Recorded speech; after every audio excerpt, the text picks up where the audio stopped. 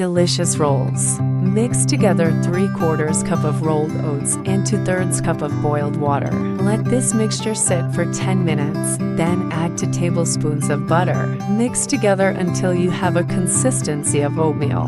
Next, add 1 1/2 cup of flour, 3/4 cup of whole wheat flour, 1/2 cup of cold water, 1/4 cup of molasses, 1 1/2 cup of instant yeast, and 1 teaspoon of table salt. Mix everything together on a medium-high speed. Let this mixture sit for 1 hour to let rise. Cut your dough into even pieces and roll into a ball. Set these balls into a greased cake pan and let sit for 45 minutes to an hour so they can continue to rise. Sprinkle oats on top and place into a 375-degree oven for 25 to 30 minutes. Once done, let them sit for 3 minutes. Now you are ready to eat your